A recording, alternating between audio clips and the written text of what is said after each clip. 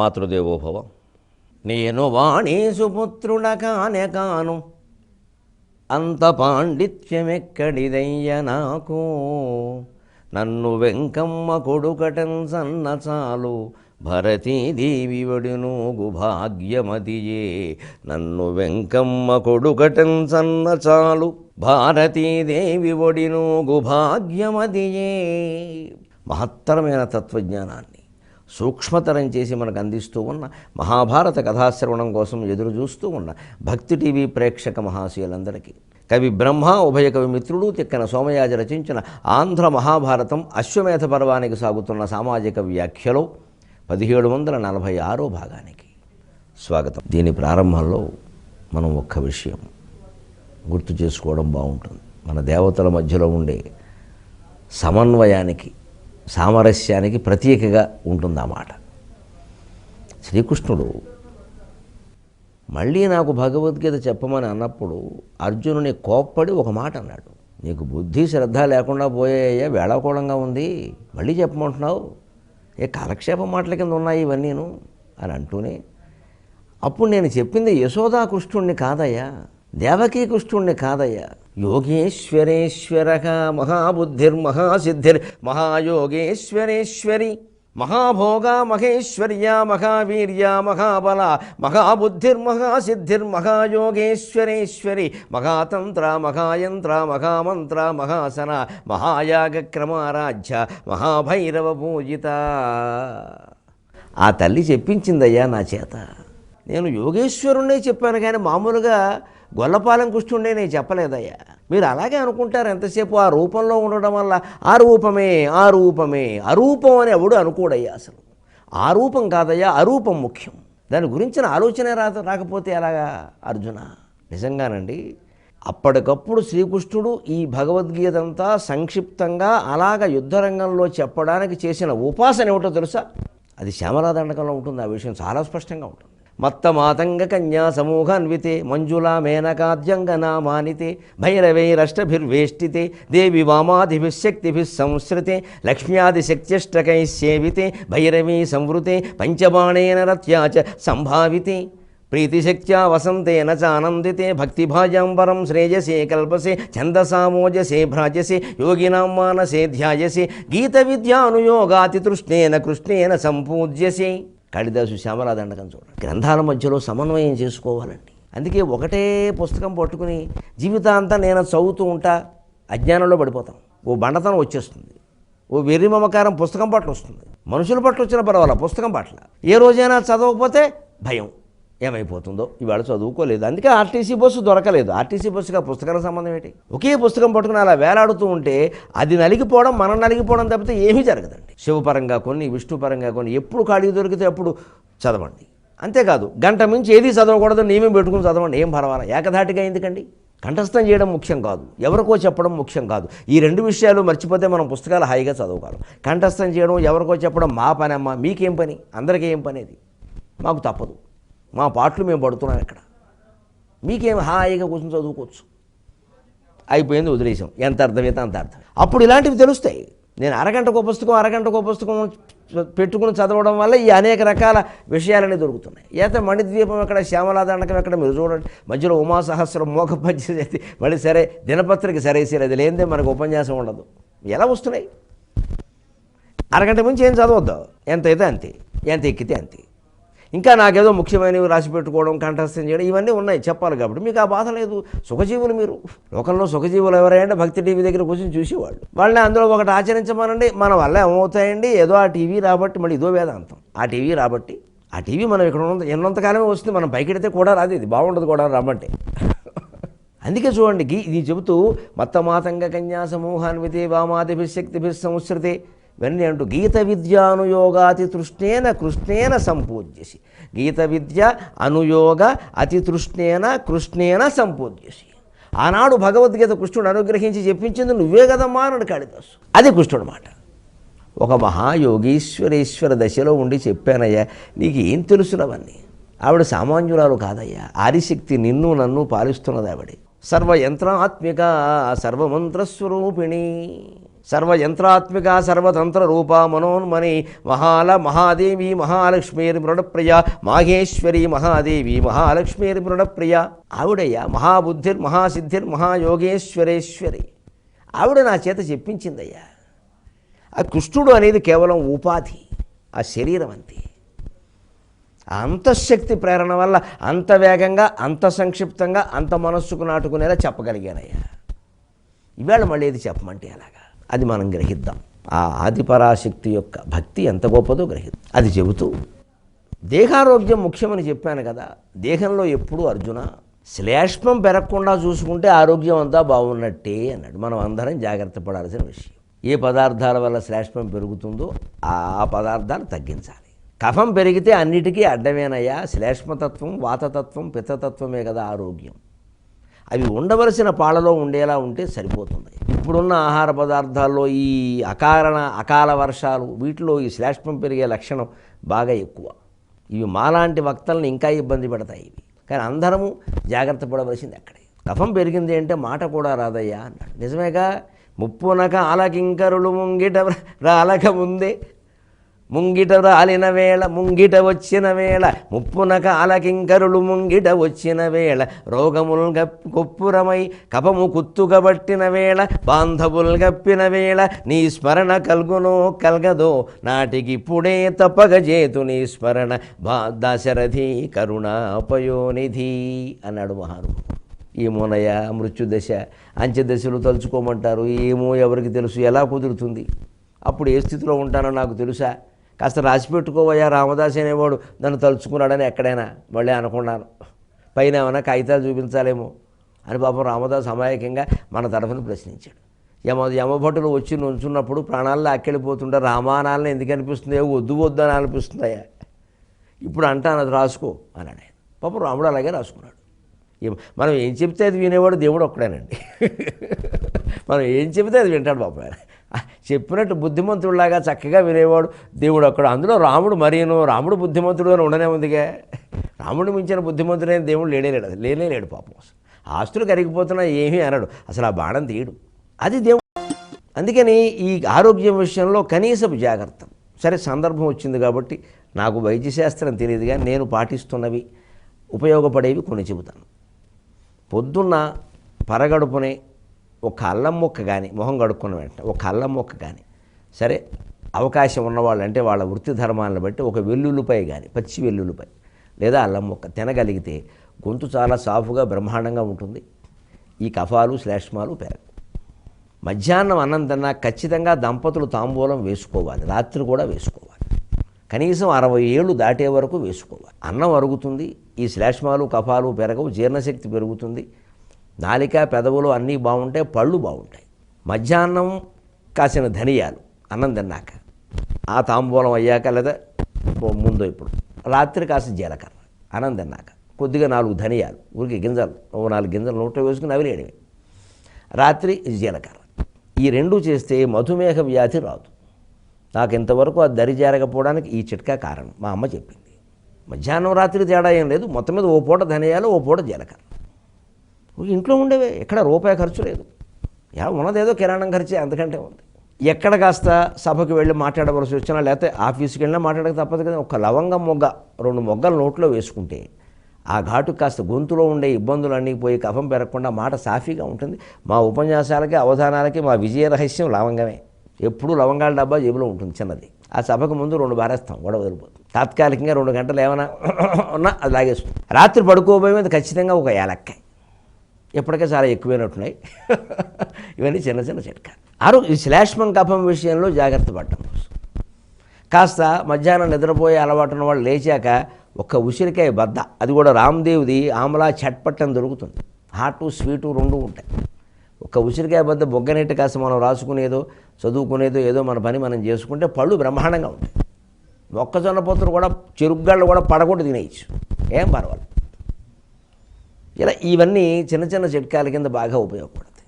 ముఖ్యంగానండి ఆరోగ్యానికి సంబంధించి చెబుతున్నాను మొహమాటం లేకుండా. ఇంట్లో కింద కూర్చోగలిగితే ఎన్నిసార్లు కూర్చోగలిగితే అన్నిసార్లు కూర్చోవాలి, బాసిం పెట్టేసుకుని. అన్నిసార్లు మళ్ళీ లేవాలి. అది బాగా చేస్తే వేరే వ్యాయామాలు కూడా ఏమక్కర్లేదు. పైకి ఎక్కాలంటే అటక తలుపులు నెల కోసారైనా తీసేసి చిన్న ఇప్పుడు దొరుకుతున్నాయి ఇనపవి తేలికవి బరువు అల్యూమినియంవి ఎక్కడం దిగడం ఎక్సర్సైజ్ కోసం కాదు, పని కోసమే. అవేవో దులుపుదాం తీద్దాం, ఒకసారి తీద్దాం మళ్ళీ పెడదాం, నెలకోసారి బాగుంటాయి. ఇలాంటి పనులు వ్యాయామం కోసం చేస్తే మన పనులు అయినట్టుగా ఉంటాయి, ఇల్లు శుభ్రంగా ఉంటుంది, ఆరోగ్యం బాగుంటుంది. అంతకంటే వద్దు అలా ప్రస్తుతి అని ప్రకృతి మనసు రామ. ఇప్పుడు అసలు తత్వం చెబుతున్నాడు. పనులు చేస్తారు కానీ అర్జున, భగవద్గీత సూక్ష్మంగా నీకు చెబుతున్నాను, నిష్కామంగా చెయ్యరయ్యా. ఎంత మొత్తుకుంటున్నా అదే సమస్య. గుళ్ళోకి వెళ్ళాం కోరికలు తీరింది అంటారు, పిచ్చి మాట. గుళ్ళోకి వెళ్ళేది కోరికలు తీరడానికి కాదే, కోరికలు లేకుండా చేసుకోవడానికి. ఆ దేవుడికి దండం పెట్టుకున్నాక మా కోరిక తీరిందని ఒక ఆయన ఇంకొక ఆయనకి చెబుతాడు. ఇక ఈయన తిరుగుతాడు అక్కడి నుంచి ఇన్ని ప్రదక్షిణాలు, ఇన్ని కోరికలు, ఈ కోరికకి ఇన్ని ప్రదక్షిణాలు, కోరికను బట్టి ప్రదక్షిణాలను బట్టి కోరికలు తీర్చేవారు దేవతలండి. తమ చుట్టూ తిరిగితే కోరికలు తీర్చడానికి లోకంలో చాలామంది ఉన్నారండి. దేవతలు ఎందుకండి? దేవుణ్ణి అవమానించడం అండి అది. ఒకసారి గుళ్ళోకి వెళ్ళి వచ్చాము అంటే ఒక కోరిక తగ్గిపోవాలి. మనకున్న కోరికలు ఏవో మొహమాటం లేకుండా ఎవరికి వాళ్ళు కాగితం మీద రాసేసుకుందాం, పక్క వాళ్ళు ఎవరో చూడొద్దు, భర్తకి చెప్పొద్దు, భార్యకి చెప్పొద్దు, ప్రమాదం. అమ్మో ఇటువంటి కోరికలన్నీ ఉన్నాయా అంటాడు పెద్ద మనిషి. వద్దు, ఇది మన కోసమే. ఇది ఒక కాగితం రాసేసుకుని ఓ చోట పెట్టుకుని ఒక్కసారి గుళ్ళోకి వెళ్ళొచ్చు, ఇందులో ఏది వదిలేయగలమో వదిలేద్దాం. తినడం కాదు, వదిలేద్దాం, టిక్ తీసేయి, ఇంకా కోరిక కోరద్దు. అవసరమైతే తినేదో తాగేదో ఏదో ఒకటి మానేద్దాం. అది ఉండగలమా లేదా, అది లేకుండా ఏం పర్వాలా. మళ్ళీ ఇంకోసారి వెళ్ళొచ్చాం, ఇంకోటి తీసేద్దాం. గుళ్ళోకి వెళ్ళొచ్చినప్పుడల్లా ఒక కోరిక రద్దు చేసుకుంటే మనిషికి 60 ఏళ్ళు కాదండి, 40 ఏళ్ళ గొప్ప జ్ఞానం అయిపోతాడు. అందుకే నిష్కామంగా చేయమన్నాడు. అది తీరాలంటే ఎలాగా అంటే ఉపాయం కూడా చెబుతున్నాడు కృష్ణుడు. ఎంత గొప్ప ఉపాధ్యాయుడు. తనువు వలన నిష్కర్షంబనర్చి జీవాత్ముగాంచు యోగివరుండు అయ్యనువున అది అనువునట్లు తన్ను కనుగొనిన జరామరణ గతులందొరగున్. తనువు నుంచి తనని వేరుగా చూసుకోవాలయ్యా అన్నాడు. ఇది ఒక అభ్యాసం మనం చేయాల్సింది, ఒక అభ్యాసం. తనువు వలన నిష్కర్షంబనర్చి జీవాత్ముగాంచు యోగివరుండు అయ్యనువదవిన అట్లు తన్నున్ కనుగొనినప్పుడు అయ్యనువున అట్లు తన్నున్ కనినప్పుడు జనన మరణ గతులందొరగున్. శరీరాన్ని నుంచి విడిగా మనం చూసుకోవడం ఎలాగండి? అందుకే వచ్చిన కళని రాత్రి కూర్చుని తెల్లారగట్ట ఒక్కళ్ళమైనా సరే లేచి కూర్చోకూడదు. పక్క వాళ్ళు లేస్తే దెయ్యం అనుకుంటారు పడుకునే. ఇప్పుడు వచ్చిన కళ ఏమిటి? అందులో ఉన్న పాత్రలు ఏమిటి? ఆ పాత్రలన్నీ ఎవరు ధరించారు? ముఖ్యంగా నా పాత్ర అయితే నేనే ధరించానుగా, ఇంక అనుమానం ఏం లేదు, అన్నీ నేనేగా. అంచేతను అదేమిటది? ఇక్కడ నేను పడుకునుండగా ఆ పాత్ర ఎలా ధరించగలిగాను అంటే రోజు కళలో జరుగుతున్నది ఏమిటి అంటే మన శరీరం నుంచి మనం విడిపడుతున్నాం, మనం పట్టుకోలేకపోతున్నాం దాన్ని. మన శరీరంలో ప్రాణాలు మాత్రమే ఉన్నాయి, మనం లేము, మనం కళలో ఉన్నాం. కాబట్టి కళలో ఉన్న అనుభవాలన్నీ మనకే వస్తున్నాయి. ఇక్కడ దేహం పక్కన ఎవరన్నా అక్కడ ఉరికే ఇలా పక్కన ఇలా ముట్టుకున్నది మనకు తెలియట్లా, గట్టిగా ముట్టుకుంటే. కానీ మన పక్కన ఎవరన్నా ఒక కర్ర ఒక స్కేలు బద్ద పెట్టి వెళ్ళారు, మనకు తెలియదు, అంటే మనం అక్కడ లేవు. కానీ కళలో మనం ఉన్నప్పుడు కళలో ఎవరన్నా మన స్కేల్ ఎట్టి కొట్టారు, తెలిసింది, అండ్ మనం ఎక్కడున్నాం, కళలోనే ఉన్నాం. అంటే మన నుంచి శరీరం నుంచి మనం వేరయ్యామా లేదా, అదే చెబుతున్నాడు కృష్ణుడు. తనువు వలన నిష్కర్షంబనర్చి, నీ శరీరం నుంచి నిన్ను వేరు చేసుకో. జీవాత్మగా ఆ జీవుణ్ణి విడిగా చూడడం అలవాటు చేసుకో. ఇది అలవాటు కావాలంటే ఇంకో అభ్యాసం చెబుతున్నాను, ఇంకో అభ్యాసం.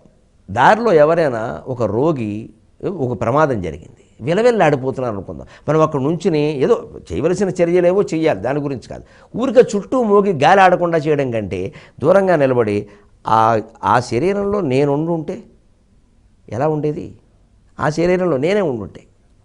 ఓ కుక్క కుంటికాలు వేసుకుని ఎగురుతోందండి, ఆ కుక్క శరీరంలో నేనుండి ఆ జీవి ఇందులో ఉండుంటే తారుమారు తక్రమార్ బుర్ర మారిపోతుందండి. వెంటనే బుర్ర మారిపోతుందండి.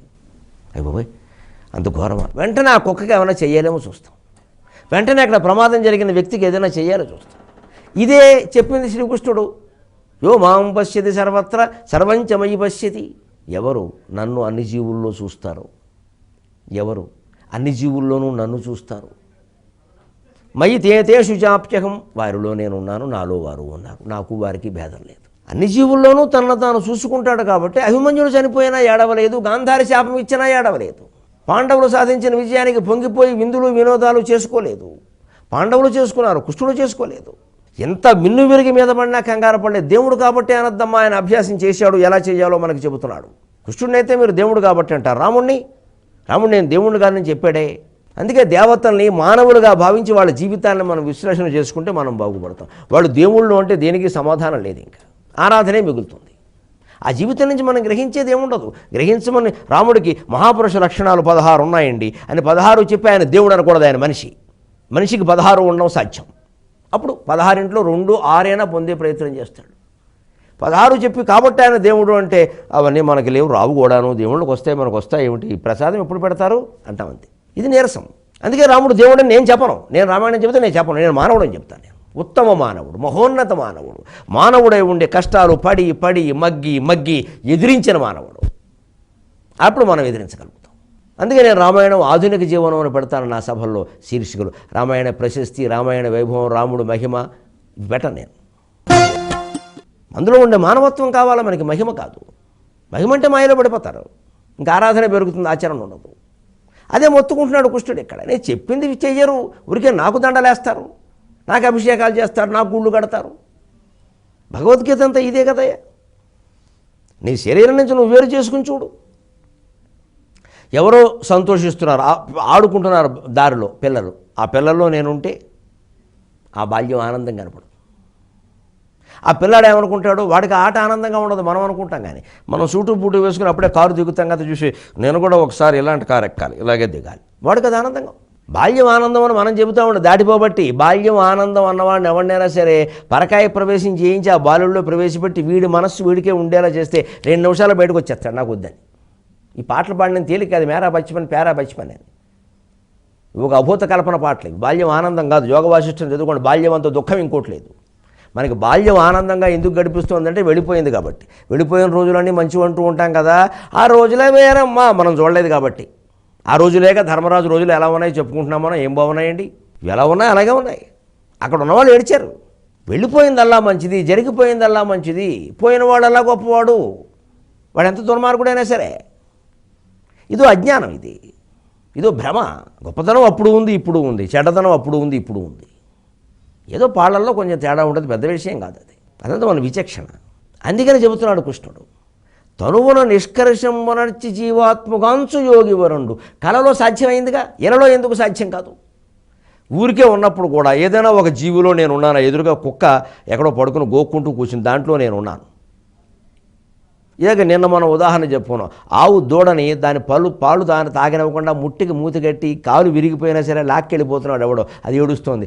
అది నేనే అయితే మా అమ్మ నుంచి నన్నే అలా వేరు చేస్తే నా కాలు బస్సు కింద పడి విరిగిపోతే నేను అలా ఏడిస్తే అనగానే మనిషి కరిగిపోతాడండి. వెంటనే ఆ దూడ కోసం ఏం చేయాలో వచ్చేస్తాడండి. మనం అది ఆలోచించకపోగా దాని కర్మ అనేవాడు ఒకడు, అలాగే జరుగుతుంటే మనకెందుకు మన బస్సు వచ్చింది అనేవాడు ఒకడు, ఇంకా ఒకడు కొత్త సిద్ధాంతం పుట్టించి దానికి అది పూర్వజన్మ కర్మలో ఉండడం వల్ల అలా జరిగింది అని ఇదో పెద్ద సిద్ధాంతం చెబుతాడు ఇక్కడ. ఇదిగో పెద్ద తెలుసున్నట్టు.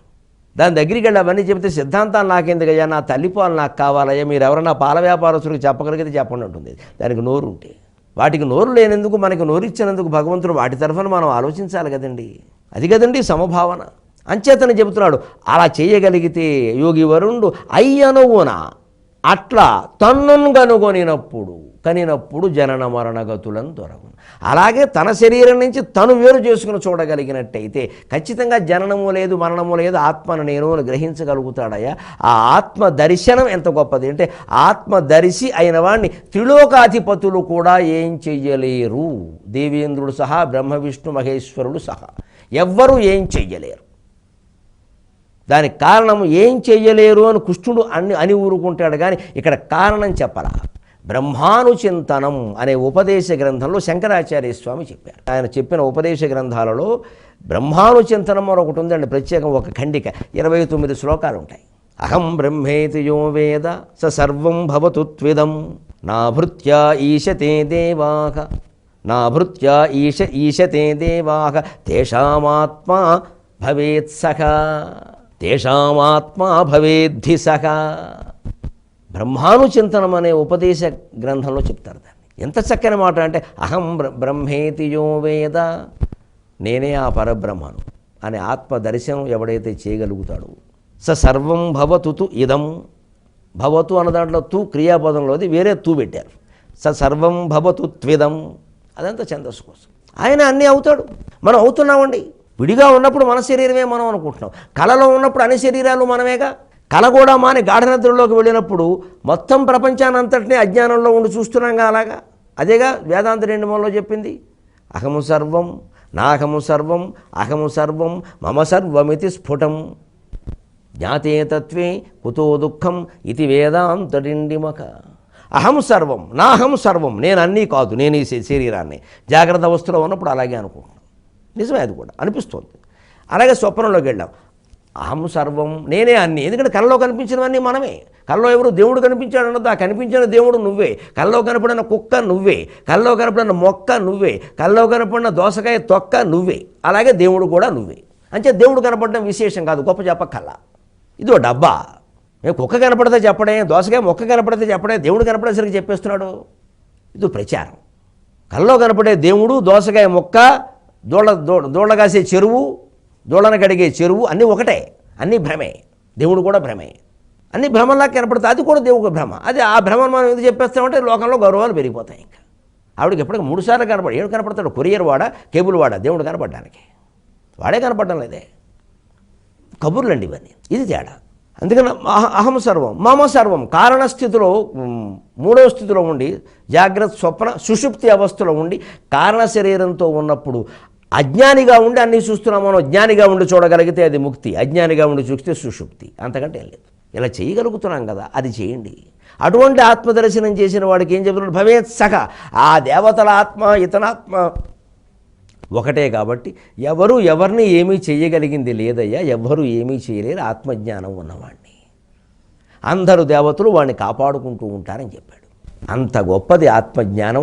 దానికి మూలమైంది భగవన్నామ స్మరణ, నిరంతరం మనస్సును అందులో ముంచడం. అది చేద్దాం. 23:30 గంటల్లో కలుద్దాం. అంతవరకు తెలుగు ఎక్కువ వాడదాం, నీళ్ళు తక్కువ.